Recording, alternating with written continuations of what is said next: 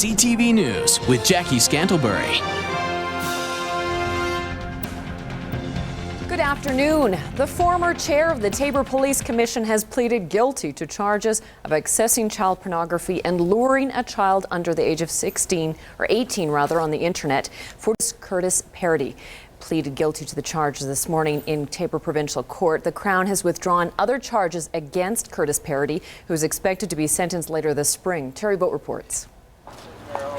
Well, Special Prosecutor Nadine Nesbitt declined to comment. Curtis Paradee's lawyer says by entering a guilty plea on counts of accessing child pornography and using the internet to commit an offense, his client is taking full responsibility for his actions and receiving the treatment necessary to deal with the issues that led to the charges. What we're now dealing with is a sentencing hearing which will take place at a date which will be set next Tuesday with respect to the two offenses that he has pled guilty to, which in our estimation, considering the offenses that he was facing, are less serious in nature.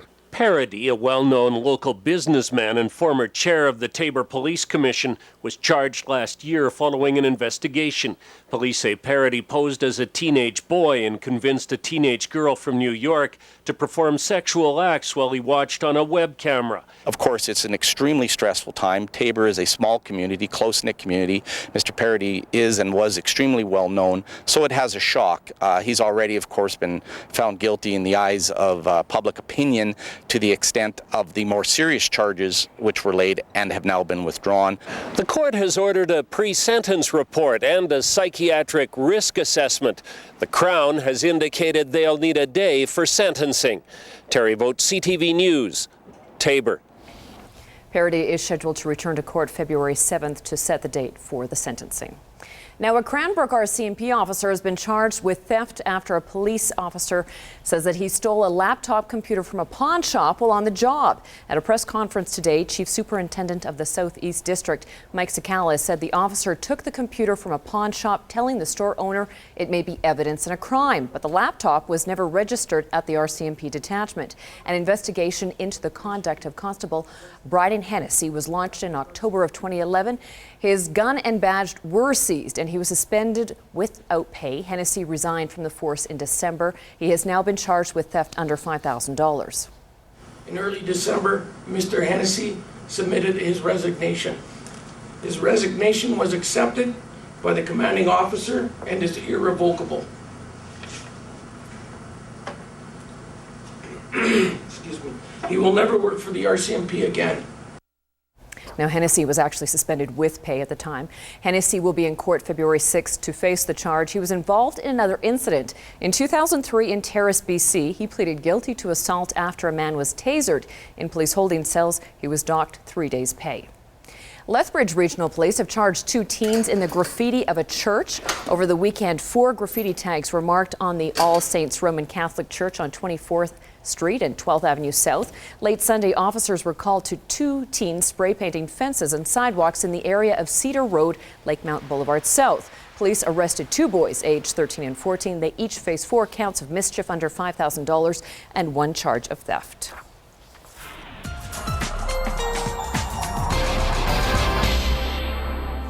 Well, Dory, there is a chance we could see showers or even flurries tomorrow. But other than that, pretty much clear sailing. It's not bad at all, Jackie. We do have a certain prognosticators, indicators that are saying we have that chance of seeing precipitation. It's all got to do with the wind direction changing to the northwest late in the day tomorrow, and that has the chance of pushing down some precipitation into our area. It's not expected to be a lot. It's not expected to be with us for very long, but we just want to make people aware of that. But you're right, after that, clear sailing. I'll have more details in a couple of minutes. Thanks, Dory. And the warmer weather that Dory's been talking about has prompted the County of Lethbridge to issue a fire ban. All open fires are now prohibited. Fires in cooking or heating appliances fueled by fluids or gases are still allowed. The county is canceling all fire permits and no new permits will be issued until further notice. Well, a Lethbridge school has joined the Castle area logging debate a day after protesters got a court order to leave a logging site. Students are sending their support for the protest to the government. Alicia Fieldberg reports. Second graders at St. Paul's School are speaking up about the future of the Castle River Valley. Please stop cutting down the trees because the animals and the nature I think it's important to save the trees because the animals will lose their homes. They've written letters to the Premier asking to reconsider logging in the area. Dear Premier Redford, can you please change your mind? Dear Premier Redford, please stop castle logging. And the children have a stake in it because it affects their future. And so what we did was we watched The Lorax by Dr. Seuss. I speak for the trees have no tongues. I think if the grade 2s can write letters, then I think all of us need to speak up. The 6th grade class is also in on the action. One of the students started a petition and collected 300 names against logging in the castle area. It will kill some animals and the beauty of Beaver Mines. We don't want them to cut down the trees because then the animals won't have any habitats. In the castle area, picketers who've held off logging at a development site for 21 days appreciate the support. It's really, really nice to hear the next generation putting out their voice and how they feel about it. Monday night, RCMP served a court order for protesters to leave the site so logging can begin.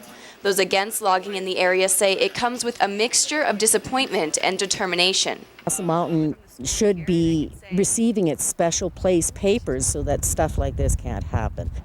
The Court of Queen's Bench order states anyone on the site after 8 a.m. will face legal consequences. Some protesters have said they'd go as far as to be arrested for their beliefs, but will make the ultimate decision when RCMP arrive. Protesters say there's still hope. They have the option of fighting the matter in court. Alicia Fieldberg, CTV News, Castle River Valley. Protesters met with a lawyer this afternoon to discuss their options. Well, the city of Lethbridge is asking for your feedback on a new community leisure center in West Lethbridge. The facility will be connected to the Twin Ice Arena, which will be built next to the Crossings Library. City Council wants you to take a look at the proposals for the new facility. They're holding an open house tonight at Nicholas Sharon School from 7 until 9. There is also a second open house scheduled for tomorrow night at City Hall. The city says the facility will be geared more towards simple recreation with a much less competitive atmosphere than in other athletic facilities in the city. Well, a Cranbrook doctor is about to experience life in the spotlight. A filmmaker from BC traveled with Dr. Bob Cutler to document the inspiring work he's done in Haiti. As Kimberly Davidson reports, the documentary that released from the trip is about to be screened in Cranbrook. Through Human Eyes is a documentary by filmmaker Chelsea McCormick. It focuses on a Cranbrook doctor that's been leading a medical team to Haiti twice a year for the past decade. Why you have mansions with lean-tos built right against them and people starving outside the doors of millionaires, I don't understand. McCormick and Dr. Bob Cutler are recalling their memorable trip to Haiti in preparation for the film's screening. It's a terribly troubled country, for sure, and it's incredibly overpopulated and incredibly poor, and the problems that they face, we really can't comprehend. Through Human Eyes was filmed in November of 2009, prior to the 7.0 magnitude earthquake that rocked the island nation last January. But McCormick and her partner and co-producer Wes Isis say while the quake brought a lot of attention to Haiti, it is a piece of a much larger story. And a goal as well with the film was to make sure that it was semi-timeless in the fact that pre-post earthquake, it doesn't matter. This is something that's happening for years and years and years and for years to come. The three are looking forward to the film's first major screening in the community that has stood behind the team's efforts in Haiti for years. It's great. It's great that this has happened. And I think it really speaks well to what we're doing. From this screening, I would like to be able to give the film back to the Cranbrook community, who is in constant support of Bob and Rick Lawson and their efforts down in Haiti, which overall was the point of the film in the first place. At the edge of the city, the roofs of broken iron. Kimberly Davidson, CTV News, Cranbrook. The screening of Through Human Eyes will take place February 9th in Cranbrook. Admission is by donation.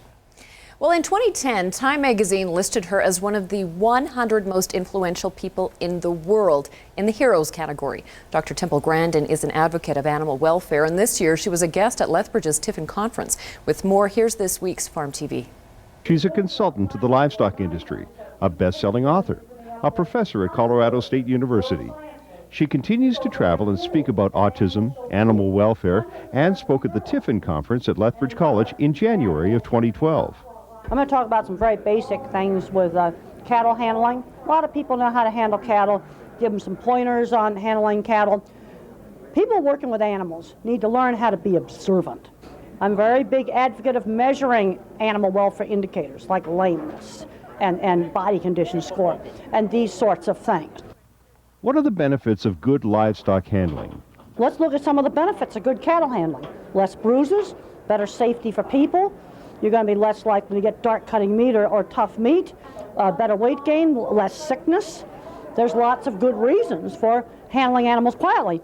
And it's one of the things that doesn't cost anything to implement. Has cattle handling improved over the years? I have been doing this for 35 years, and compared to the bad old days in the 80s and the 70s, there has been a lot of improvement. And what I've seen is the people I'd classify as excellent and good, that has really increased. Unfortunately, there's still a bottom 10% that's still just as bad as they were back in the 70s. Dr. Grandin is a big advocate of video auditing in processing plants. And the advantage of doing that auditing over the internet is you get rid of the problem of people acting good when they see a person there with a clipboard. In 2010, HBO made a movie about Dr. Grandin starring Claire Danes. Well, they did a wonderful job on the movie. It was like going back in a 60s and 70s time machine. Then I also have a book on humane livestock handling. So if you're interested in cattle handling, you can order humane livestock handling. Farm TV is brought to you by DA Building Systems.